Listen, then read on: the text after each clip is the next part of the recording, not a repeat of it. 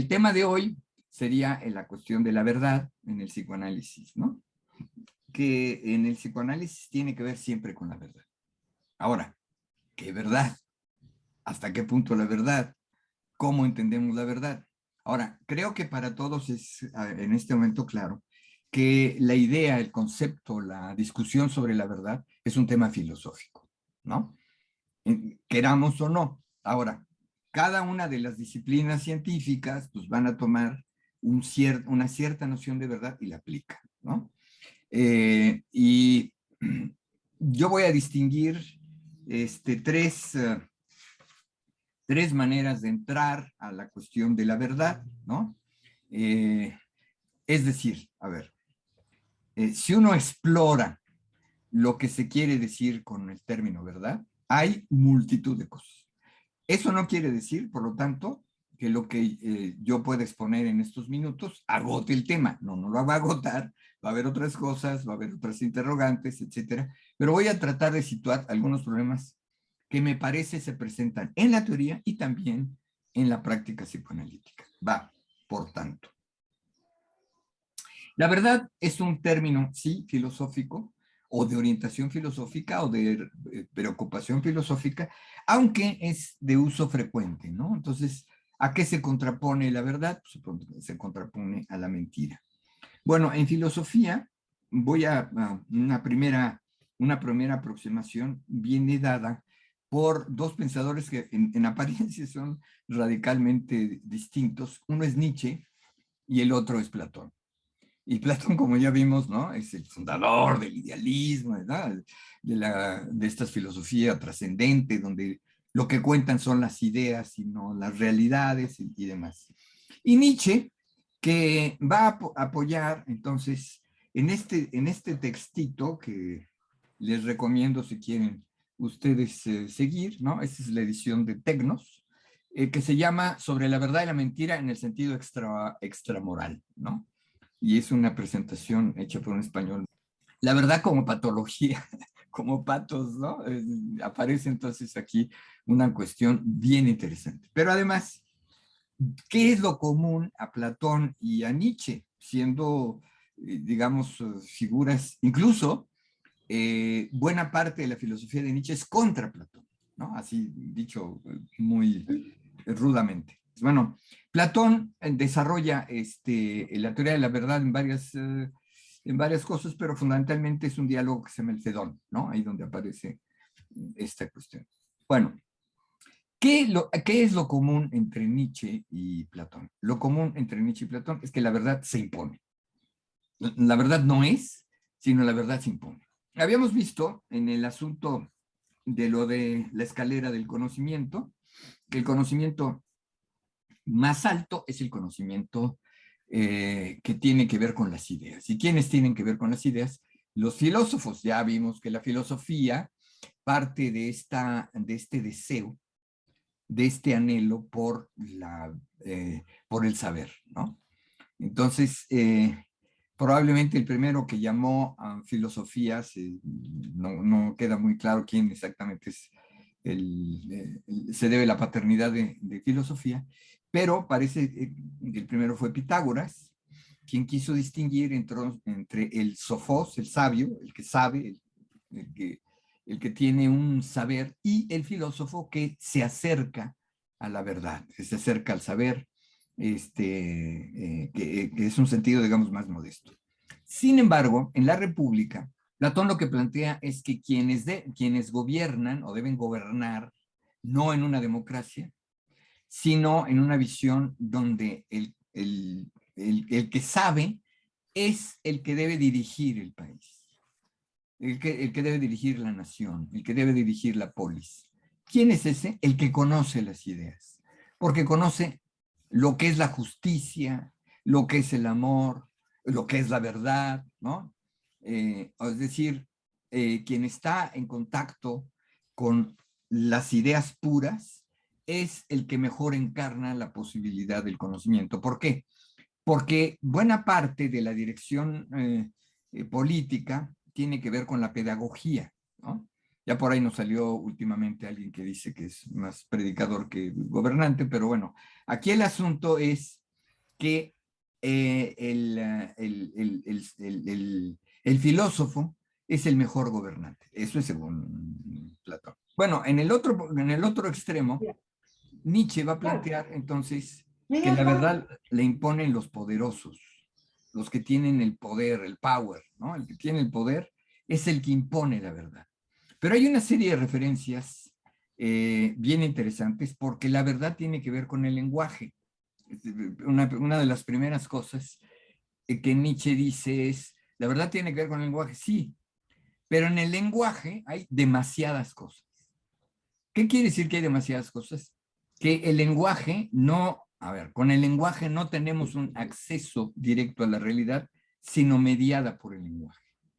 Esta mediación del lenguaje es fundamental en la formación de la subjetividad, porque recuerden ustedes que lo que es la enseñanza primaria, que es en el grupo primario, es el aprendizaje del lenguaje. Los padres dan a los hijos un don, o 3 dones en realidad.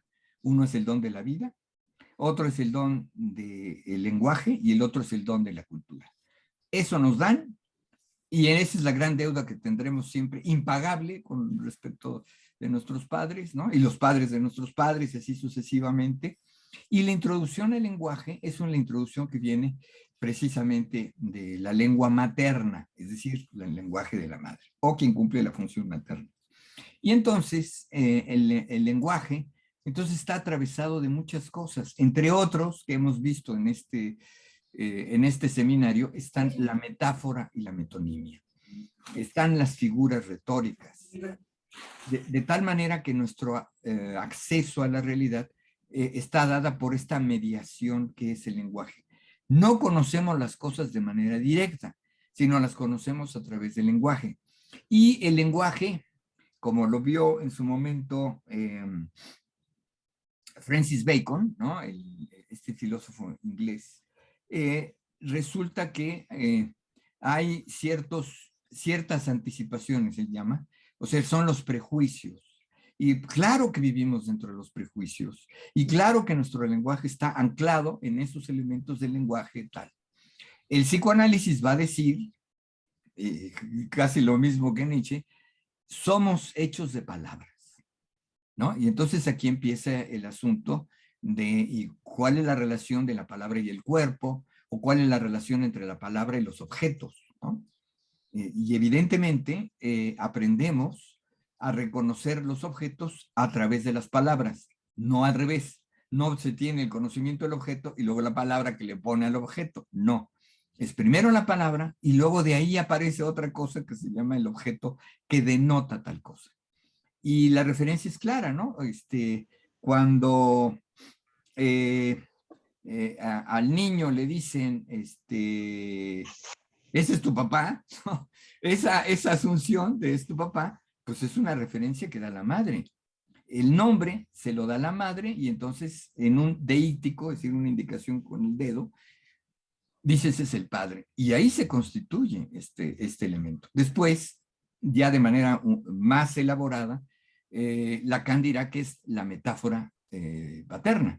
Es decir, el nombre del padre es una metáfora del deseo de la madre, ¿no? Que ubica entonces un lugar de deseo que es el padre. A ver, la siguiente aproximación que quiero ver con ustedes sobre la verdad, que se llama la correspondencia.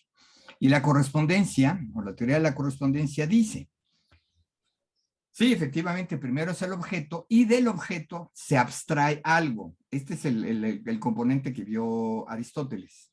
Es decir, de una multitud de objetos o de un mismo objeto, abstraigo alguna cualidad o característica, digamos. Tengo este mouse y este mouse es de color negro. Del objeto abstraigo una propiedad, no las demás, ¿no? Y entonces, aquí está el gran asunto, la clave. Por eso digo que primero son las palabras, primero está el universo de palabras. Porque, ¿qué denomino negro? Porque cualquier otro objeto, digamos, a ver, mi pluma, también es de color negro. Entonces, los dos objetos tienen una propiedad en común, ¿se refiere? ¿No? ¿Se entiende? Entonces, denomino negro no de mi mouse, sino el concepto negro. Y esta es la gran abstracción, digamos, ¿no?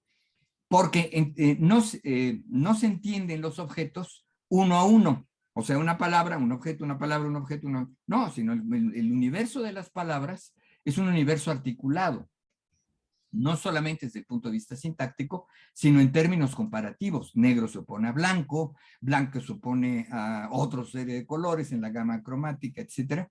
Y entonces la experiencia no es del objeto, ni siquiera los empiristas más recalcitrantes llegaron a decir, bueno, un objeto, una palabra. No, no existe tal cosa, no hay. Ahora, no sé el trabajo clínico. Sé el trabajo clínico que hizo Piaget, ¿no? Sobre los niños y la formación del símbolo en el niño y cómo el símbolo es una representación. Sí, claro, es una representación donde tiene una intervención doble, una intervención del lado del sujeto y una intervención del lado de la sociedad, del grupo primario, el grupo familiar, donde interviene esta cuestión. Además, el símbolo, por más que sea, digamos, absolutamente singular, digamos, el niño dibuja antes de hablar, según veo en la formación del símbolo, primero empieza a hacer ciertos trazos, dibuja y demás. Pero es un símbolo en términos de que él puede hablar sobre ese símbolo. Eso es lo que yo sé de lo de Piaget, y eso significa entonces que tiene una significación que desde el bebé da, el bebé la da porque su asimilación del mundo empieza por objetos, digamos, que son asimilables a ciertas acciones de parte del sujeto, como el chupar, el jalar, etcétera, que son acciones del sujeto y que se van codificando socialmente.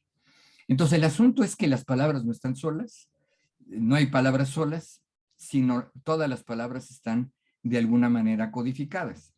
Ahora, esa codificación, desde el punto de vista del psicoanálisis, es una codificación siempre incompleta, insisto en esto, ¿no? Siempre hay algo que no termina por ser nombrado, o que no puede ser nombrado.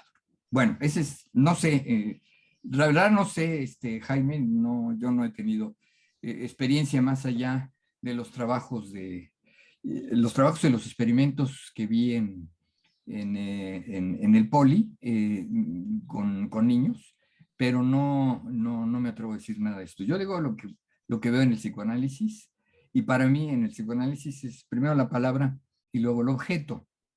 Incluso hay palabras sin objeto, por supuesto, ¿no? Incluso una palabra tan fuerte como Dios, por ejemplo. ¿Dónde está? ¿Quién lo ve? ¿Quién lo codifica, no? Inclusive hay que preguntarse sobre la existencia de Dios, es decir, hay que hacer todo un razonamiento para poder llegar a establecer la existencia de Dios. ¿Cómo? Sobre el inconsciente, por cierto. El inconsciente no está ahí. Dice, a ver, ¿dónde localiza su inconsciente? Nombre el inconsciente. No, el inconsciente no se nombra, ¿no? Se invoca. Entonces, creo yo, a lo de Nietzsche decía yo, dice, fíjense, es muy interesante porque esto lo vamos a encontrar casi textualmente en Lacan. Dice Nietzsche, el mentiroso utiliza las designaciones válidas, ¿no? Las palabras, fíjense, las designaciones válidas, es decir, las palabras, para hacer aparecer lo irreal como real. Dice, por ejemplo, yo soy rico, cuando la designación correcta para su estado sería justamente pobre, ¿no? Fíjense, hay una gran profundidad en esto, porque aquí es donde está el fantasma, ¿no? Aquí es donde está lo que Lacan denominó la lógica del fantasma. Le nombra rico cuando de manera proyectiva es en realidad de su condición de pobreza. Porque ¿quién es rico? ¿No? Cuando tú dices, Slim es rico. No, el señor Slim está en una escala, ¿no? Y decimos que tiene riqueza, pero él es rico. A lo mejor es afectivamente pobre. Continúa, dice, el hombre nada más que desea la verdad en un sentido análogamente limitado. Ansía las consecuencias agradables de la verdad, aquellas que mantienen la vida. Es indiferente al conocimiento puro y sin consecuencias, e incluso hostil frente a las verdades susceptibles de efectos perjudiciales y destructivos. Y aquí hay otra dimensión de la cuestión del lenguaje. El lenguaje está íntimamente vinculado con el deseo. O sea, ya no solamente son las palabras, sino las palabras están articuladas a un deseo, ¿no? A un anhelo. Y dice algo más, con esto quiero cerrar. Dice, ¿qué es entonces la verdad? Está en la página 28 de mi edición. Dice, una hueste en movimientos, ¿no? Una hueste en movimientos de metáforas, metonimias, antropomorfismos, en resumidas cuentas, una suma de relaciones humanas que han sido realizadas, extrapoladas y adornadas poética y retóricamente, y que después de un prolongado uso, un pueblo considera firmes, canónicas y vinculantes. Las verdades son ilusiones de las que se ha olvidado que lo son, ¿no? Las verdades son ficciones. ¿Se acuerdan esta cuestión que dice, que se repite de Lacan? La verdad tiene forma de ficción, ¿no?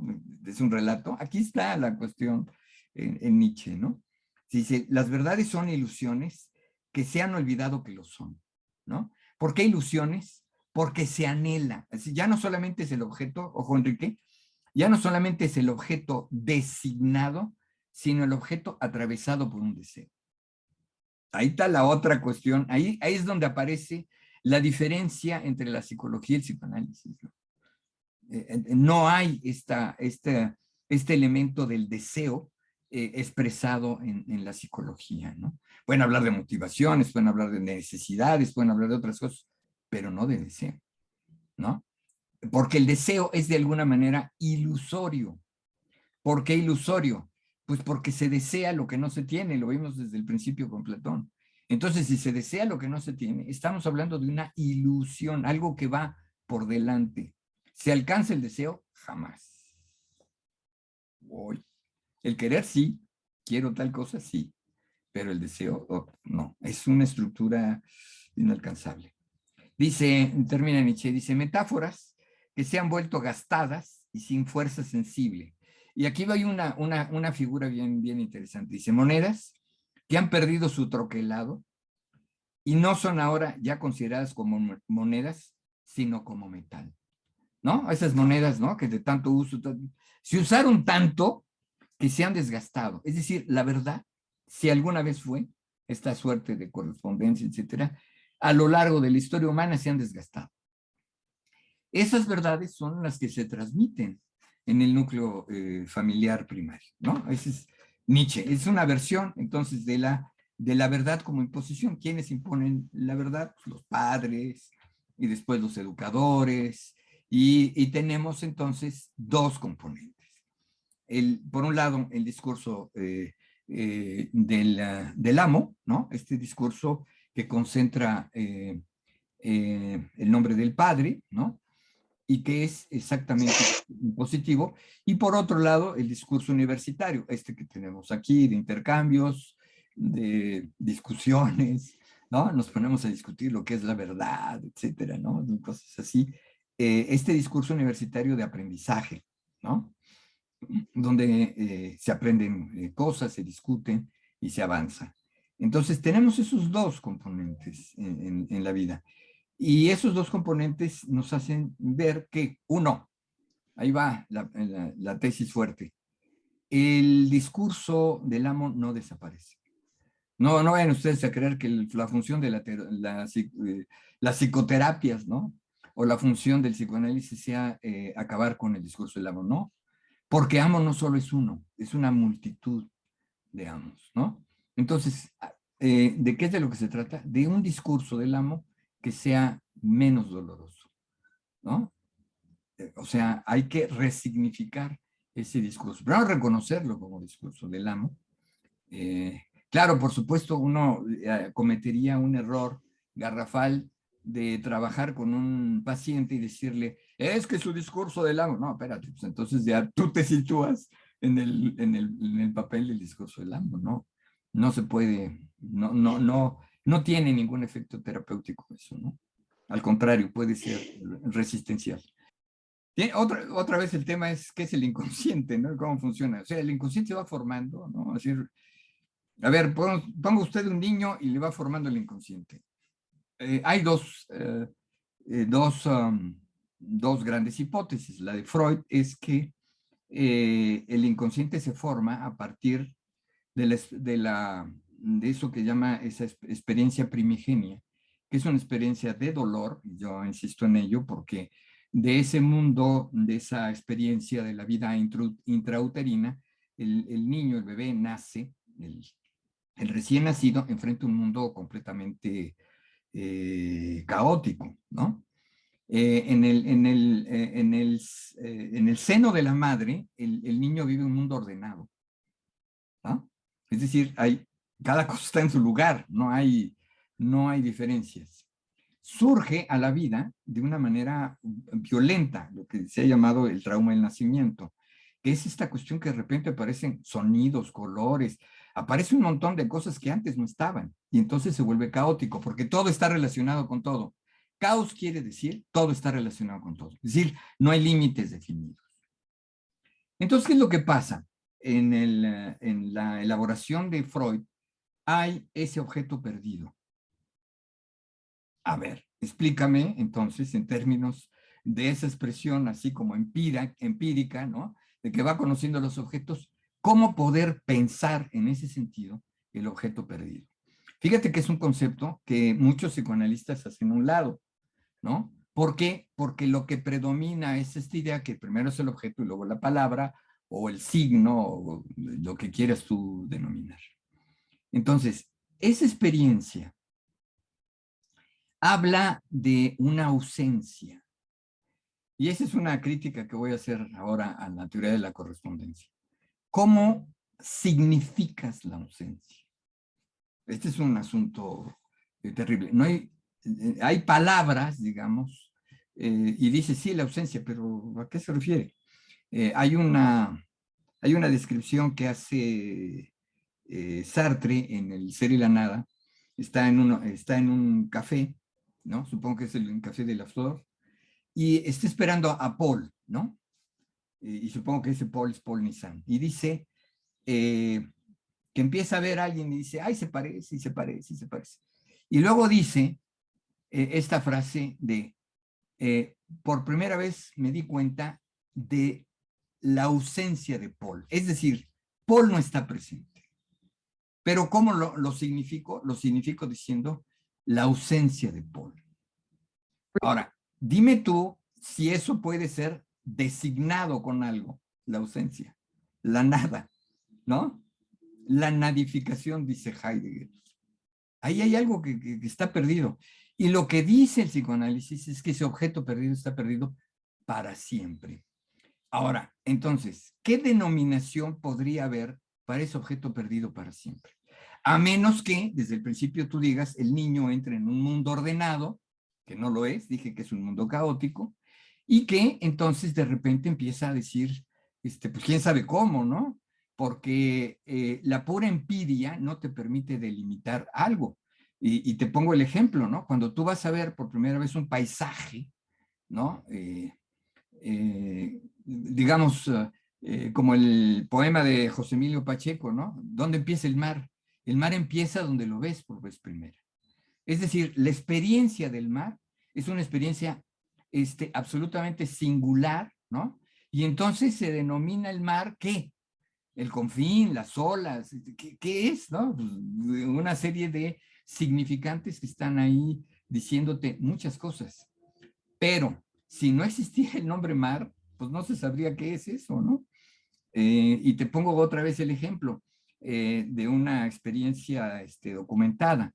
Una persona que nació en las cataratas del Niágara, de pronto se pregunta y dice, ¿a qué viene tanto turista? Pues las cataratas han estado ahí siempre.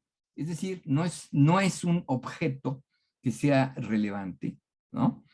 Porque la relevancia tiene que ver, que es otro elemento que tiene que ver ya aquí con el deseo y demás, y hay que verlo esto ordenadamente. Pero en fin,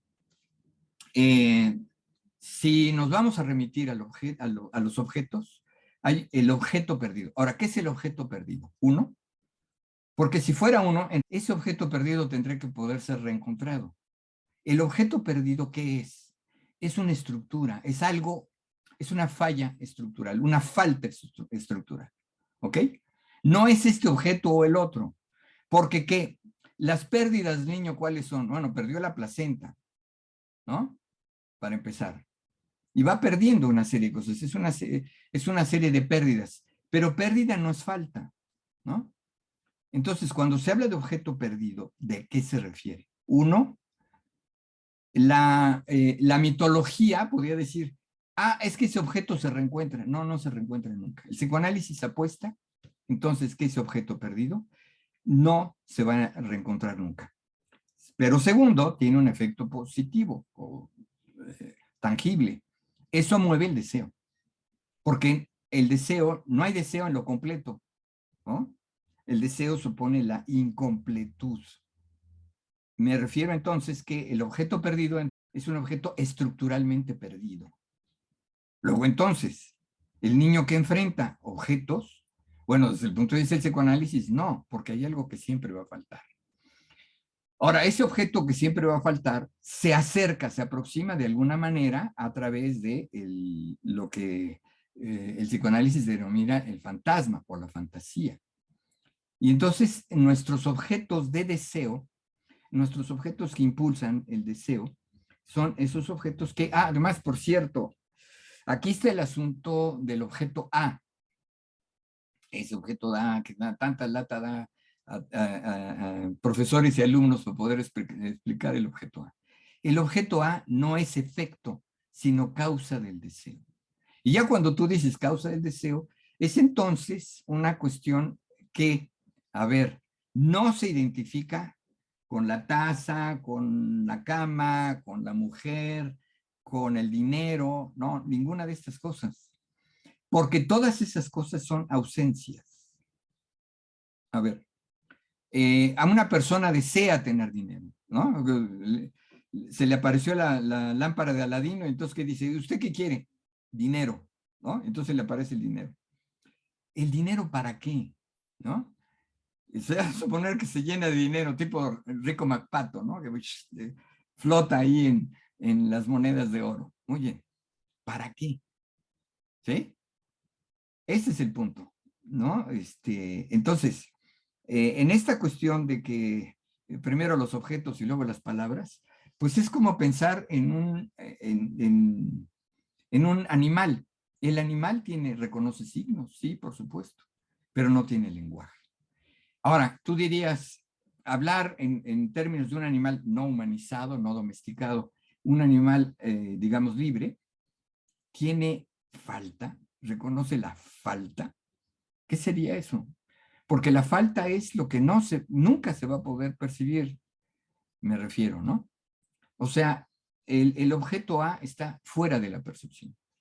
No hay percepción sensorial posible y tampoco hay una percepción imaginaria. Por eso es muy importante distinguir esa dimensión imaginaria. La dimensión imaginaria ya es una dimensión falsa de completud, ¿no? En lo imaginario, uno se siente completo.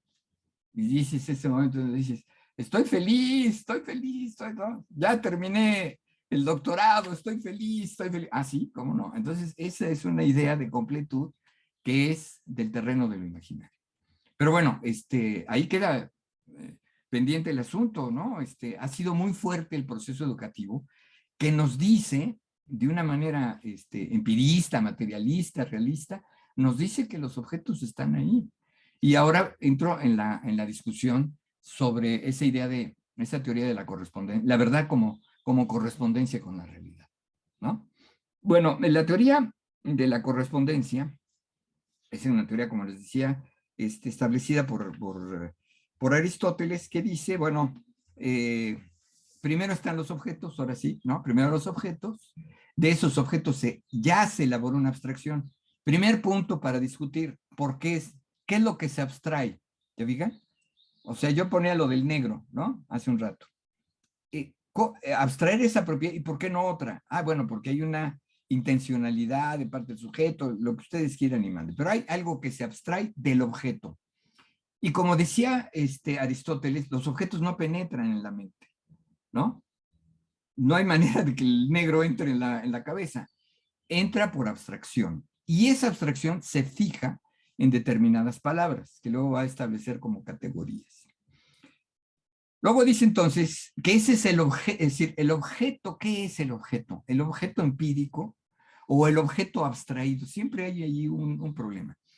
Entonces va a distinguir Aristóteles entre el ser, ¿no? Lo que es el ser, lo que corresponde al ser, que va a llamar esencia, del objeto, es decir, aquello que no cambia. El primer problema, que es aquello que no cambia de un objeto, ¿no? ¿Cómo lo puedes establecer? Pero bueno, ese ya es otro asunto. Y va a establecer una teoría de la verdad diciendo que la verdad es entonces esta correspondencia del enunciado, porque a diferencia de lo que hemos discutido ahorita, la verdad no son los objetos, sino lo que decimos de los objetos. Entonces, si yo digo, mi mouse es negro, esta oración es la que es verdadera o falsa, no negro. Así no hablamos, ¿no? No es lenguaje Apache, ¿no? Negro sube, ¿no? Hablamos en un lenguaje articulado y ese lenguaje articulado supone entonces que la verdad se dice de una oración, porque solo las oraciones son verdaderas o falsas. Entonces, entra a una consideración Aristóteles de la verdad diciendo que la verdad es una correspondencia. ¿Qué quiere decir? La correspondencia quiere decir la correspondencia de una oración respecto a la realidad. Por ejemplo, el gato está sobre la alfombra, ¿no? Eso se entiende. Y se dice, la oración, el gato está sobre la alfombra, es verdadera, si solo si efectivamente es constatable, verificable, que el gato está sobre la alfombra. Entonces, la verdad no es de los objetos, sino de las oraciones, aquí insisto en ello, de las oraciones que se refieren a los objetos. Y entonces hay una serie de complicaciones ahí en la teoría, ¿no? Que negro es un atributo que se le puede poner, ¿no? Bueno, muy bien. Aristóteles distingue entonces entre verdades que se llaman apodícticas, verdades que son incuestionables, y son las verdades más abstractas, que son las verdades, por ejemplo, de la geometría, ¿no? De la matemática en general. Entonces, digamos, para dar un ejemplo ramplón, 2 más 2 es igual a 4, esta es una verdad apodíctica, porque no habrá discusión posible. No es posible que sea falsa en alguna circunstancia, ¿no? Y luego habla de otras verdades que podríamos llamar verosímiles, que son esas verdades de la vida cotidiana, esas verdades incluso de las ciencias, que se apoyan en premisas que no son absolutamente verdaderas, es decir, que no son apodícticas, ¿no? Aristóteles está pensando en un sistema axiomático donde el conjunto de verdades se dan y a partir de ellas se deducen otras, y las verdades que se utilizan en la vida cotidiana o en las ciencias, donde se parte no de verdades absolutas, sino de verdades aceptadas como verosímiles. Es decir, hay una comunidad de hablantes, insisto en ello, también en Aristóteles, que reconocen que determinado enunciado, otra vez, no el objeto, sino el enunciado, se dicen verdaderas. Ahora, primer problema. La verdad sería entonces un enunciado que describe, que se relaciona con algo que es susceptible de ser verificado. Entonces digo, en este momento está lloviendo. Esa oración es falsa en este momento, porque si salgo a la calle y veo, pues no está lloviendo, están cayendo gotas. Entonces, la verdad se opone a lo falso. Lo verdadero es lo real. Aquí está el primer asunto, o la realidad, o lo que corresponde a la realidad, y lo falso es lo que no corresponde. Muy bien. Sin embargo, aquí el primer problema para esta crítica que se hace a la... bueno, antes de entrar a las críticas.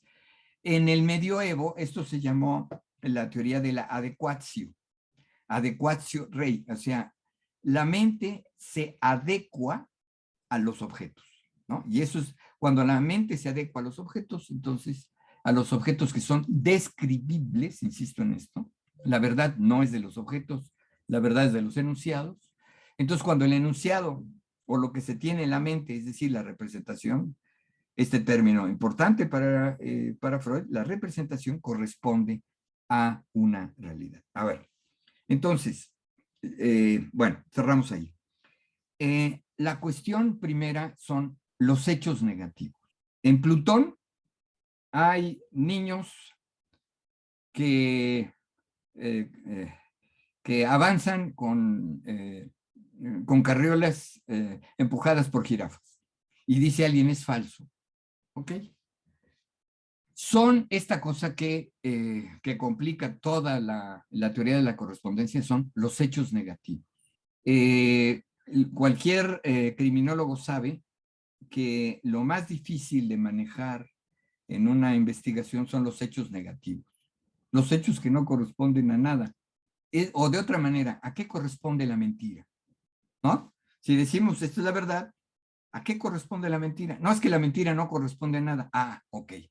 ¿Cómo sabe usted que no corresponde a nada? Y lo voy a tomar como ejemplo en dos situaciones. Uno, alguien dice, las canciones de Arjona son cursis, repetitivas y nada poéticas. Muy bien. Primer asunto, ¿no? Ahí hay una verdad. Segundo ejemplo. Hay una enfermedad, alguien padece una enfermedad, y entonces va a ver a diferentes médicos. Y cada médico le dice que su enfermedad es tal, ¿no? Uno le dice que es una enfermedad gastrointestinal, otro le dice que es una enfermedad de hígado, otro le dice que es una enfermedad psicosomática. ¿Hay verdad ahí o no? Tercer ejemplo.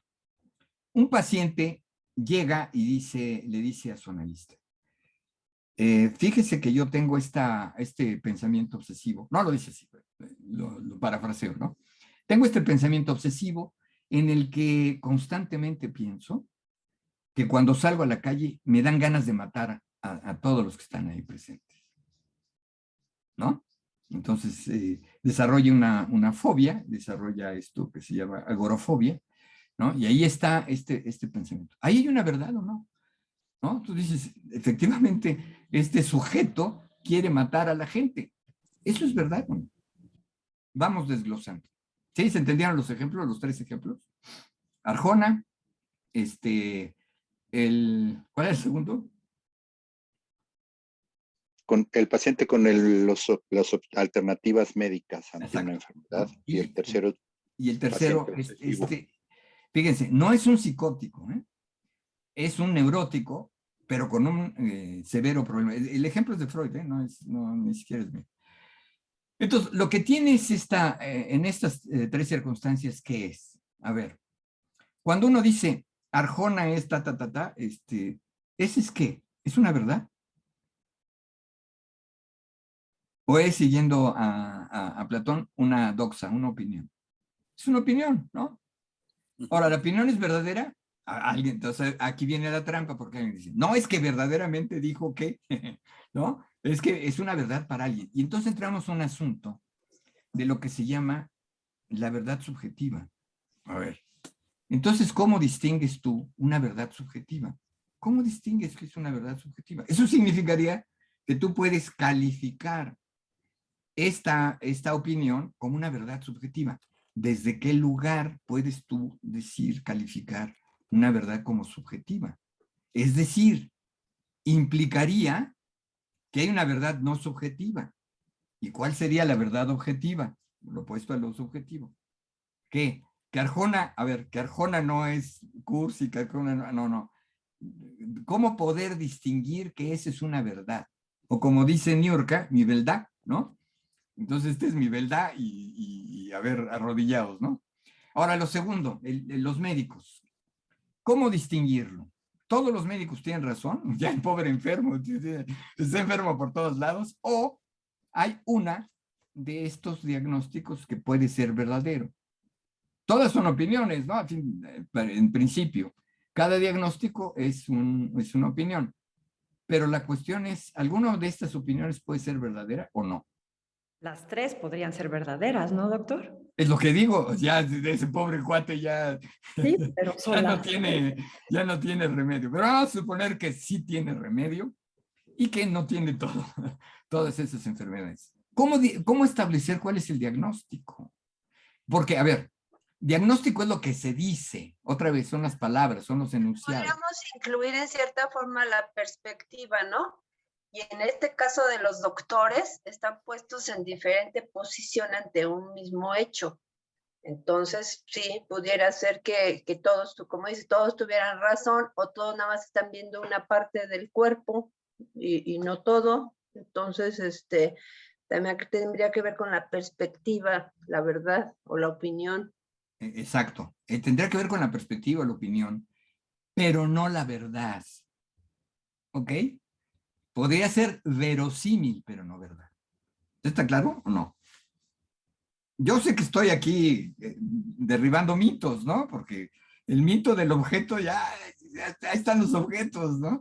No, ¿cuál objeto? ¿Cuál experiencia primaria? No, ahí la cosa es un poquito más compleja. Entonces, lo que dice Laura es cierto, son diferentes, vamos a decir, enfoques o perspectivas, ¿no? La palabra perspectiva utilizada por Laura habla justamente de algo que se llamó el perspectivismo.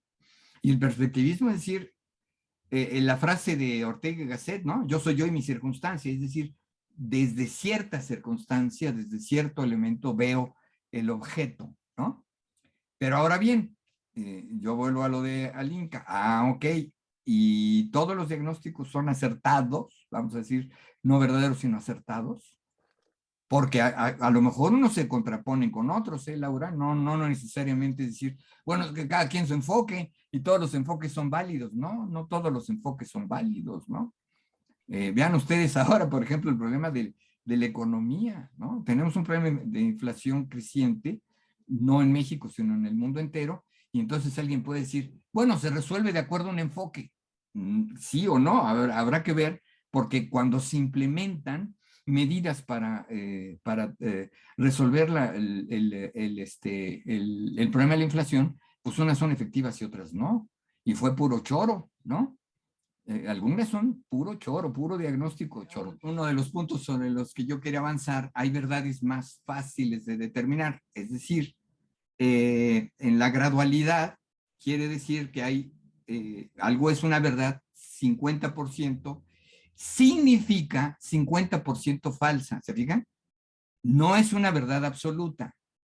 Ese es el tema, ¿no? Pero ya me sacó Jaime a otro terreno, que es la verdad absoluta frente a verdades relativas. Relativas no quiere decir porque según el sujeto, sino porque la aproximación que se tiene, voy a decir, utilizo el término de Jaime, hay una probabilidad de 50% que sea un cáncer de páncreas. Esa probabilidad se traduce en una verdad, pero solo en un 50%. Quiere decir que hay un 50% que no es así. ¿Estamos de acuerdo, verdad, Jaime? Bueno, entonces, eso implica una gradualidad. Ahora, la gradualidad también se da entre la falsedad absoluta. Sí se reconoce que hay cosas que son imposibles, ¿no? Completamente imposibles, que se dan como contradicciones absolutas, ¿no? Entonces, el reconocer que hay verdades graduales no quiere decir el desconocer que hay falsedades. Lo que se está diciendo es que no hay una verdad absoluta, más que en ciertas circunstancias, y hay una falsedad absoluta. Si te fijas en lo de Nietzsche, es una verdad por acuerdo, ¿no? O sea, no es una verdad de la persona, no es la verdad del médico, es una verdad por acuerdo. Y ese acuerdo implica, entonces, que no es una verdad absoluta, sino que es una verdad convencionalmente aceptada. Es decir, que admite la posibilidad de ser refutada, porque si no, todo consenso sería siempre verdadero, ¿no? Entonces, lo que estamos diciendo es, a ver, en el conocimiento que se tiene actualmente, a través de las computadoras y demás, de este diagnóstico y tal, entonces hemos llegado a este resultado. Pero eso no invalida el hecho de que pudiese corregirse ese diagnóstico. Entonces, ¿eso qué implica? Implica que el diagnóstico anterior o es del todo falso o es parcialmente falso. ¿Ok? Y que si no, no tendría sentido hablar de la corrección. Entonces, dentro de los usos, dentro de los elementos del uso científico, es que un diagnóstico de esa naturaleza por consenso es un diagnóstico susceptible de corrección. Que se haga o no es otra cosa, porque a veces los médicos se aconchan y dicen, ya, adiós, ya, ya, esto es así, ya, adiós. Pero hay la posibilidad entonces, científicamente, de que eso sea corregido. Y eso nos enfrenta a otro tema que es la verdad no está establecida de manera única, sino que es susceptible de ser corregida. Con lo cual entramos a otro problema. ¿Lo anterior eran hechos o era un pseudohecho? ¿No? Entonces es ahí donde entra el tema de la gradualidad que me recordó ahora Jaime, donde dices, bueno, era un hecho hasta cierto punto, pero no lo es de manera total, completa, absoluta. Ese es el tema de estas lógicas no clásicas que establecen la posibilidad o el hecho de que podemos hablar y que podemos actuar en la vida estableciendo gradualidades. Ahora, gradualidad no quiere decir que se abandone la falsedad. Hay hechos absolutamente falsos, ¿no? O sea, demostrablemente falsos, ¿no? Por ejemplo, es demostrablemente falso que la Tierra es el centro del universo. Eso es demostrablemente falso. Pero eso no quiere decir que en algún momento no se lo creyó así, ¿no? Esa es la corrección que se da en el conocimiento científico. La religión, por el contrario, no admite correcciones, ¿no? Hay verdades establecidas, verdades dogmáticas, que ese es otro asunto, donde no se pueden poner a crítica, someter a crítica, porque eso se convierte en otra cosa que llaman herejía. Y ahí sí entramos en las persecuciones y ya saben, ¿no? Todos son traidores a la patria, ya saben, ¿no? Herejía. Otra vez, vuelvan, otra vez. Primero la palabra y luego el objeto. O sea, hay un conjunto de convenciones que te hacen susceptible de extrapolar o sacar o emerger una verdad. Una verdad, no la verdad. ¿Se entiende? Yo quiero situar algo de lo que habla Freud. Él distingue en dos tipos, Freud distingue dos tipos de verdades. La verdad que él llama histórica y la verdad que él llama formal. Esto está repartido en varios textos y les pido que si el tema les interesa, vean el índice de conceptos que aparece en la edición de Amorortu y ahí ven cómo verdad está en varios contextos. Bueno, ¿qué se entiende por verdad histórica o histórico-vivencial también se llama, ¿no? Entonces, la verdad, se dice tradicionalmente, la verdad se opone a la falsedad. Muy bien, pero también a este concepto. Lo verdadero sería la realidad. O sea, otra vez, la realidad sería verdadera. Lo que corresponde a la realidad sería verdadero. Y lo que no corresponde a la realidad sería lo falso. ¿De acuerdo? Por eso el ejemplo que les decía del paciente, ¿no? Que llega y dice, cada vez que salgo a la calle y veo a personas, siento la necesidad de matarlas, ¿no? Entonces, el que escucha esto puede decir, ese es un delirio, ¿no? A ver, pero es verdad, ahí viene el punto de lo de la verdad subjetiva que me parece que hay que combatirla. Esa es su verdad, ¿no? Realmente o sea, dicho de otra manera, realmente lo cree. Y ese realmente lo cree sitúa dos componentes del lenguaje. Una cosa es la creencia y otra cosa es la verdad. Yo puedo creer cosas verdaderas, pero también puedo creer cosas falsas. Eso está claro, ¿no? O sea, la creencia no me sitúa automáticamente en lo verdadero o en lo falso. Puedo creer cosas falsas, puedo creer cosas verdaderas. Muy bien.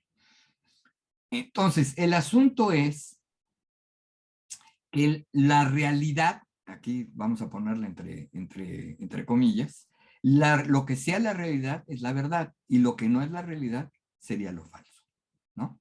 Ahora, ¿qué quiere decir Freud cuando habla de la verdad histórica? Bueno, de esa verdad en la que hay tanto lo verdadero como lo falso respecto de ciertos sucesos que llama Freud históricos y prehistóricos de la sexualidad infantil.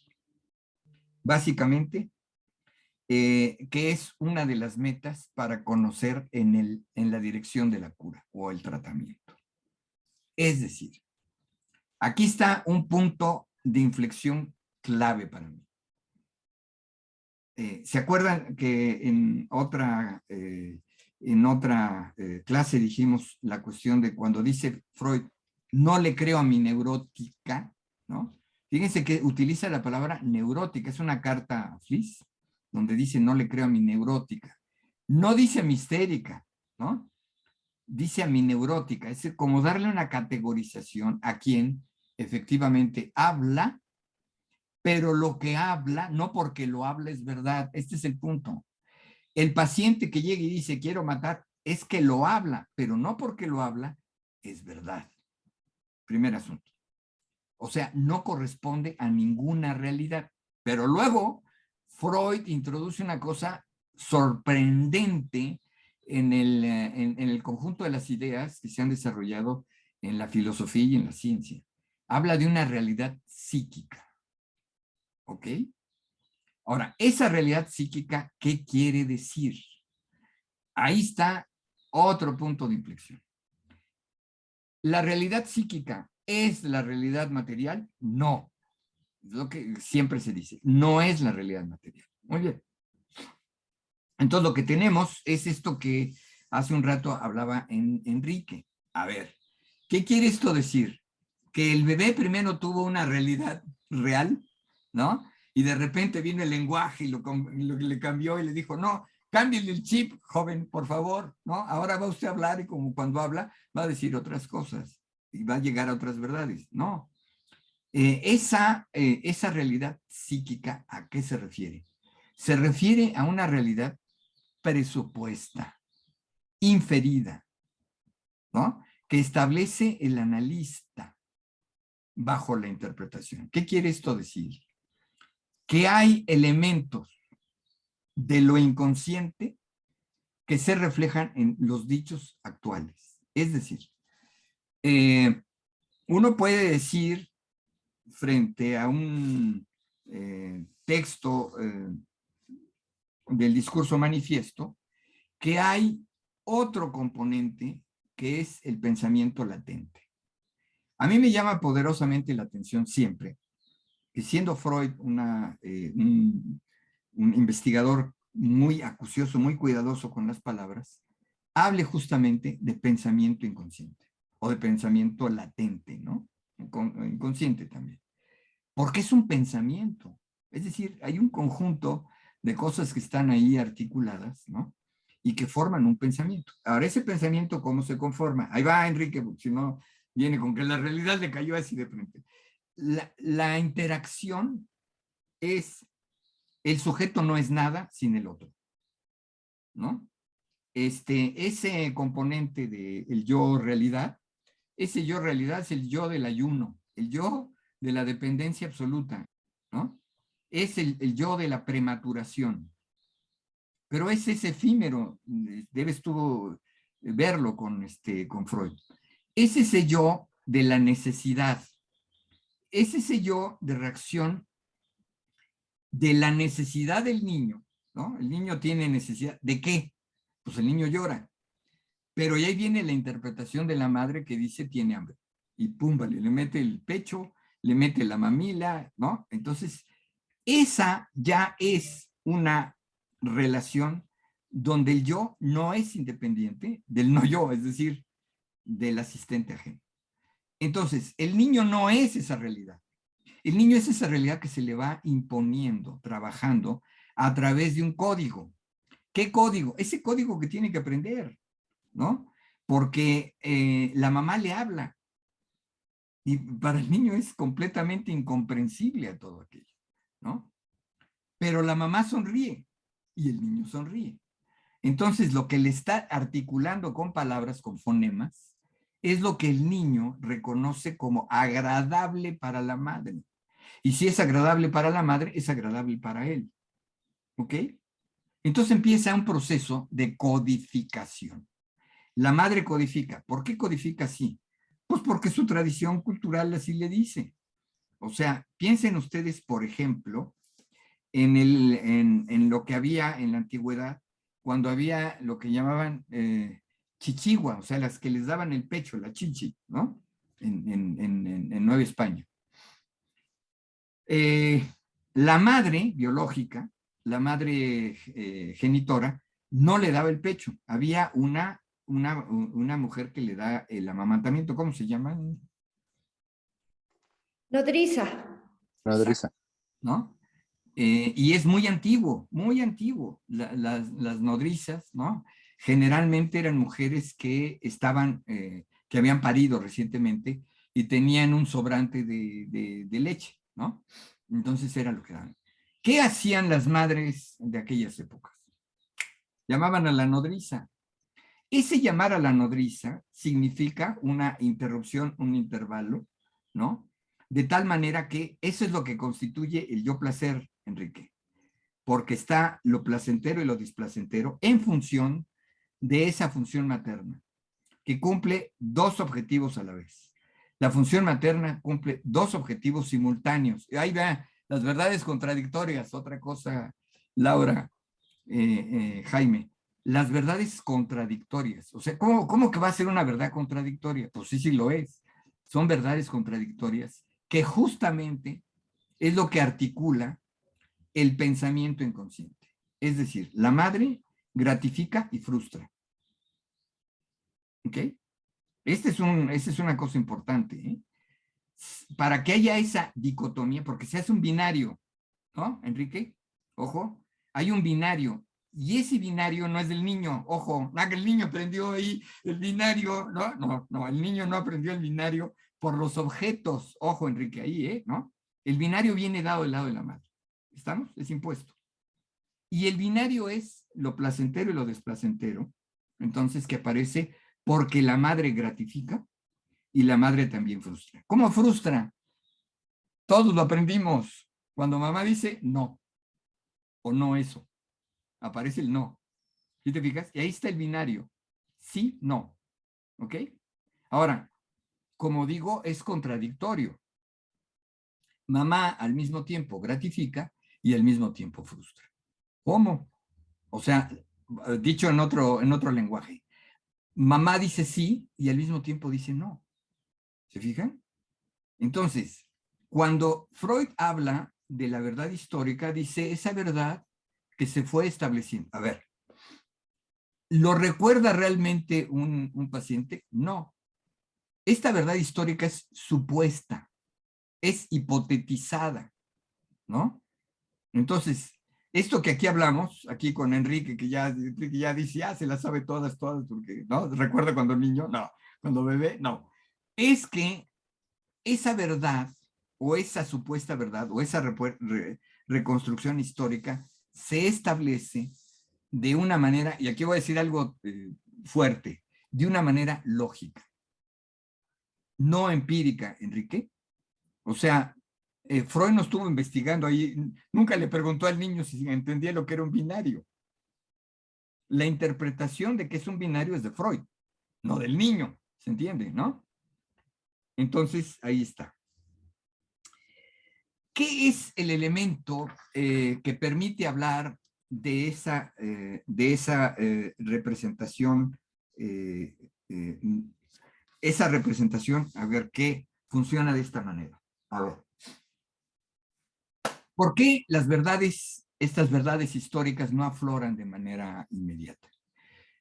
Porque, esa es la teoría en Freud, porque esas verdades han pasado por un proceso de represión. A ver, ahí va. La teoría freudiana, quedándome en la primera tópica, establece entonces que hay este elemento de la conciencia que comprende dos partes o dos capítulos. Uno es la percepción, conciencia, el preconsciente, ¿no? Y esto es lo que estudia la psicología, no el psicoanálisis.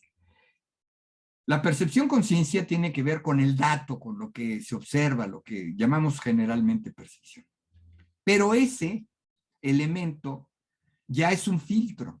Lo que yo veo, lo que yo observo, ya hay una cierta selección de lo que veo. ¿Ok? En esa selección están interviniendo otros elementos que hablan de la historia del sujeto. Entonces, ¿por qué enfatizo un color? ¿Por qué enfatizo un olor? ¿Por qué enfatizo una dimensión? ¿Por qué voy enfatizando ciertas cosas y dejando de lado otras? La abstracción no es una abstracción empírica, sino es una abstracción ya trabajada por estos elementos preconscientes donde hay una historia. ¿Ok? Y aquí va la cuestión fundamental. Ahí no hay olvido. En el preconsciente, el preconsciente no hay olvido, es el centro de la memoria. Cuando nosotros decimos que me falla la memoria, no me acuerdo, ¿no? Etcétera, hay dos maneras de verlo. Uno es, desde el lado de la psicología, dice, hubo un fallo, le falló, no le llegó el agua al tinaco, qué sé yo, ¿no? Hay varias explicaciones, no tiene las asociaciones suficientes, no armó su castillo de la memoria, qué sé yo, muchas cosas. Pero aquí la cuestión es la siguiente.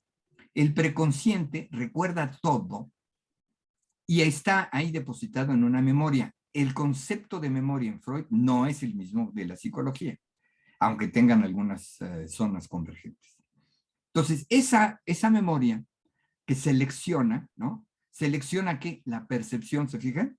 Entonces, percibo lo que mi historia personal, subjetiva, etcétera, me lleva entonces a percibir o no. Hasta ahí. La gran innovación del psicoanálisis es que hay una barrera que impone el preconsciente para que algo no sea recordado, no sea recordable. ¿Qué sucedió? ¿Qué aconteció según esta verdad histórica? ¿Qué aconteció? Pero que esa barrera impide que eso se recuerde. Y por eso aparece con mecanismos tales como lo que se llama formaciones inconscientes. ¿Cuáles son las formaciones inconscientes? Ya sabemos, ¿no? Los lapsus, los errores, las fallas, etcétera. Pero también pues, situaciones más graves que tienen que ver con los síntomas. Y los síntomas se dan en 3 niveles, ¿no? Hay síntomas que se centran o se concentran en el pensamiento. Hay síntomas que se concentran, dije concentran, para que no me digan, oiga, pero también es del otro, no, se concentran en el cuerpo y síntomas que se concentran en los vínculos sociales, ¿no? Y a veces, como diría Laura, pues se dan todos a la vez, ¿no? Se dan de manera conjunta. Entonces, ¿qué es lo que pasa? La verdad histórica se opone a la falsedad que existe en las formaciones transaccionales sustitutivas. O sea, a ver, algo de la verdad histórica, de lo que llama Freud verdad histórica, de repente se se transacciona. Y entonces, ¿qué es lo que pasa? Que en lugar de recordar, digamos, un hecho frustrante que llena de dolor al sujeto, lo que se hace es una transacción, es decir, un falso enlace. Y entonces se recuerda del abuelo, por ejemplo, las cosas agradables. No es que el abuelo me sentaba en su silla de estar y me sentaba en sus piernas, ¿no? Ok. Lo que no se recuerda en esa reconstrucción histórica, en esa verdad histórica, lo que no se recuerda es que el estar el niño, la niña sentada en la pierna del abuelo, le producía o le produjo un gran placer. ¿Ok? Pero eso no se puede contar, ¿no? Llegas y le cuentas y le dices, no, pues es que estaba bueno el soborneo ahí, te van a decir, qué óvole, ¿no? O acaso tu abuelo era un pederasta. No, tampoco, ¿no? El que era perverso, ¿quién era? Es el niño. ¿Por qué? Porque la sexualidad, según nos enseña Freud, es una sexualidad perversa. Pero perversa quiere decir no maldita, no infame, no. Lo que quiere decir es que tiene muchos focos, muchas fuentes de satisfacción. Por eso se trata de un elemento pulsional y no instintivo, ¿no? Bueno, entonces, hay una verdad histórica que supone la falsedad que existe en las formaciones transicionales sustitutivas, permitiendo así un examen más adecuado de la realidad al distinguirla mejor, gracias al conocimiento de la verdad de la propia historia del sujeto, pudiendo así relacionarla con una realidad actual. Es decir, a ver, ¿cuál es la realidad histórica? ¿Lo que pasó? No, eso ya pasó. Es el sentido que le da el paciente en el momento actual. Y entonces resulta que la relación afectiva con el abuelo fue significativa. ¿Por qué? No solamente porque fue placentera, sino porque el niño o la niña descubrió ahí el amor. ¿Ok? Entonces había un elemento de amor que está presente, latente, desde el lado del abuelo. Ahora, fíjense bien, ¿por qué hay un rompimiento, una represión? Porque decir que se ama al abuelo es decir que se ama sexualmente al abuelo. Y es decir, que se ama sexualmente al abuelo es algo que resulta contraproducente. Por eso esa verdad queda reprimida y solamente queda en una verdad sublimada. ¿Cuál es la verdad sublimada? El abuelo era amoroso, fíjense, amoroso. Pero amoroso no quiere decir amoroso sexualmente. ¿Ok? Porque eso significaría un rompimiento del orden cultural, del orden familiar, de los valores familiares, de los ideales, etc. Entonces, si se conoce el deseo reprimido, se lo distingue de la realidad, ¿no? ¿Por qué? A ver, aquí está el asunto. El deseo, creo que en esto podemos estar de acuerdo todos, no es la realidad, pero el deseo conforma la realidad. Ahora bien, la pregunta aquí ya para cerrar el día de hoy, nos queda una clase según nos dijo Conchita, ¿cuál es la realidad? Aquí va todas las preguntas de Enrique, que ya se nos fue, etcétera. Hay un objeto, hay algo que está ahí presente, ¿no? Cuando hay un deseo atravesado. Es decir, volviendo a lo que mencionaba Jaime, las verdades son graduales, es decir, hay una gradualidad, hay entre el deseo y la realidad. Por cierto, el libro de Cernuda, ¿no? Así se llama, Deseo y Realidad. Está el deseo, por un lado, y la realidad por otra. Por eso, ya después veremos cómo Lacan va a decir, la realidad forma parte de esta cuestión del deseo y tal, y está entreverada y tal, pero no es lo real, ¿no? Lo real es otra cosa. Entonces, el enfrentamiento con la realidad es lo siguiente. Hay deseo y al mismo tiempo algo compartido con otras personas en la que, aquí está, o predomina el deseo o predomina la realidad. ¿Qué realidad? Otra vez vuelvo a preguntarme. La realidad histórica, lo que pasó, o la realidad que, transformada por el deseo, la cultura, el lenguaje, etcétera, ha llevado a esta realidad. Entonces, cuando el paciente habla de su realidad actual, pero remite a una realidad anterior, a una realidad pasada, a una realidad histórica.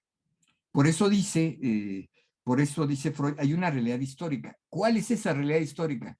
Esa realidad histórica es una realidad fantasiada. Y por eso va a encuadrar teórica y clínicamente el elemento como las fantasías primordiales. Entonces, estas fantasías primordiales constituyen el núcleo de la verdad histórica. En esas fantasías primordiales, esas fantasías no son del sujeto, esa es la cuestión. O sea, no es su beldad, ¿no? Esa suerte es una conformación, un aparato que genera una serie de versiones. A ver, siendo un mismo aparato, tiene diferentes versiones. Y esas diferentes versiones son modalidades respecto de esa verdad inicial. Bueno, Hasta ahí me quedo, para que luego pasemos a la verdad formal y la verdad en la cuestión lacaniana.